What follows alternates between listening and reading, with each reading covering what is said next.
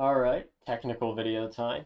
I could also consider this me keeping my promise to Warwolf from ages ago. So, the swoop race on Terrace. I finally took the time to decompile the scripts, work through them, and I've cleaned them up so we kind of can understand what's going on under the hood. So, we're going to start with on create. So, this gets run whenever the swoop race is first created. Nothing much happens. It sets your gear to -6. I'll explain why it does that in a second. Plays some sounds and animation. That's pretty cool. Next, the heartbeat, which is what we have here on the right panel, is going to start the race. Unfortunately, the decompilation tool just does not like routine scripts like this, so I'm just going to have to take you through some assembly here, but it's not too complicated. So you see it's highlighted right here. We have this value, min race gear. So earlier on, it gets the value and it checks that it's equal to -6, so it does that. And what we're going to do is that now it's going to set it right here to constant 4, negative, so now it's -4. And I'm going to use Control F to slide through this. Yeah, so we got the number. Oops. Then we set it to, yeah, we set it down here to -4. And I've lost it already. And then -3 right here, -2, -1. And then we set it to 0, so we're ready to start. And so at this point, you gain control. And now, basically, the way the swoop race works is very simple. This heartbeat script is handling the timer as well. But what's really important is over here on the left panel, on fire. This script activates every single time you click or you hit your space bar. So what it first does is it pulls a bunch of information. We have our acceleration factor, which is tear swoop excel. This value starts at 7 and gets increased by 1 every race we do on Terrace. So it takes that, it divides it by 10, and that's your acceleration factor. And so we have a couple of different accelerations here, the 20x, 8x, 6x, 3x, and 2x, which you can see the definition for them right there. That's all pretty simple. And then it's also going to, so we have, it's going to get your current race gear, which what we were talking about over here, it's 0 right now, if you recall correctly. And it's also going to store it in an old location, and it's also going to grab the player's current speed at the time. That is the speed at the time that you press the spacebar. So let's just go through generic swoop race here. So we start at race gear equals 0. I don't know how you'd ever get to this script of it being -1, but apparently there's a sound effect called penalty that's supposed to play if you hit the spacebar too early or something, I guess. That's whatever. Aside from that, so we're here at 0. So what it does is it increases the gear by 1 because you hit spacebar. That like starts the race. So now you're in first gear. It's going to set your minimum speed to 35 and your maximum speed to 70. And what it's going to do is it's going to set your acceleration per second to the maximum acceleration. So the rate at which your swoop is increasing speed, which keep in mind, speed is like a logarithmic effect. At a lower speeds, a higher acceleration won't be as noticeable as it is at high speeds. So there's that. But also, as far as what the units of these accelerations are, you got me, man. I don't know what the units are. I mean, we could calculate this number since we start at 7, so this would be 0.7, like 7 tenths times 20. That'd be like what, about 14.0.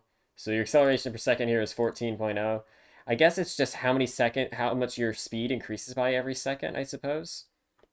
Because yeah, if that's 14, that means it would take, and your minimum speed is 35. That means it would take about 2.5 seconds to get up to the next gear, which I think, does that sound accurate?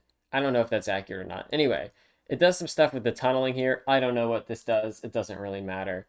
But anyway, so like I said, this runs every single time you hit the spacebar. So you're wondering, why doesn't it switch a gear every single time? Well, once you're in first gear, it's going to see, okay, is the player speed greater than 60? So notice the max speed here is 70.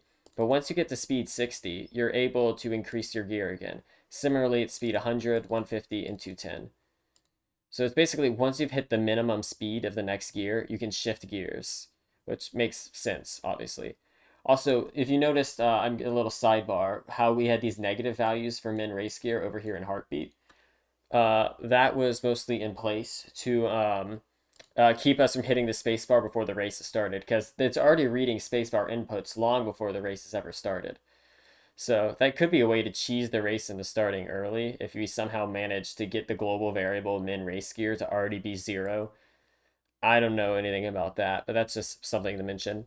So yeah, if you notice that the maximum speed also isn't quite as big each time around, except with the max speed in fourth gear being at 420, and then you can't. The thing is oh sorry, yeah, the max speed in this is technically fifth gear. You have to be in fourth gear to get to this gear to this, which is fifth gear.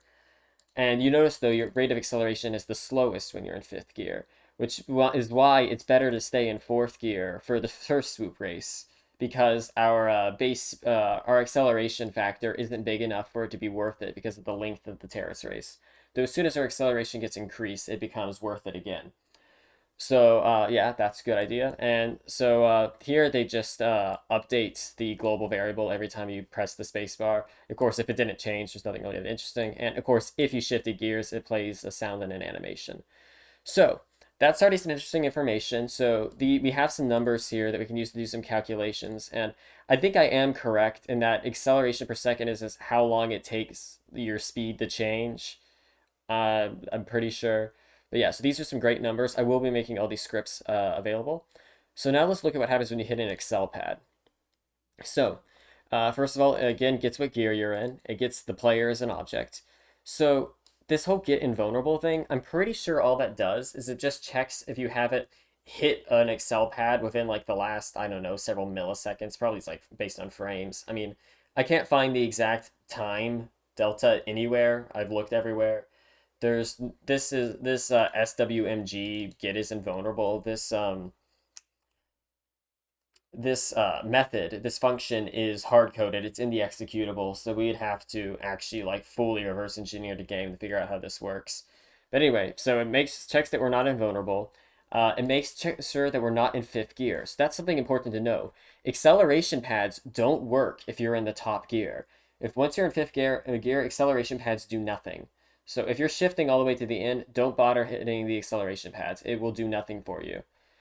But if you're not in the fifth gear yet, or if you somehow gotten past fifth gear, I don't think that's possible. What it's going to do is it's going to multiply your acceleration by 1.1, or in other words, it's going to increase your accelerations per second by 10%, and it's going to increase your current speed by 5%. So here is something interesting, though, particularly for the acceleration per second. So by hitting Excel pads, you can increase your acceleration per second beyond what you'd be able to get to regularly from the gear. Not to mention, every time you shift gears, your acceleration gets set to one of these default values here.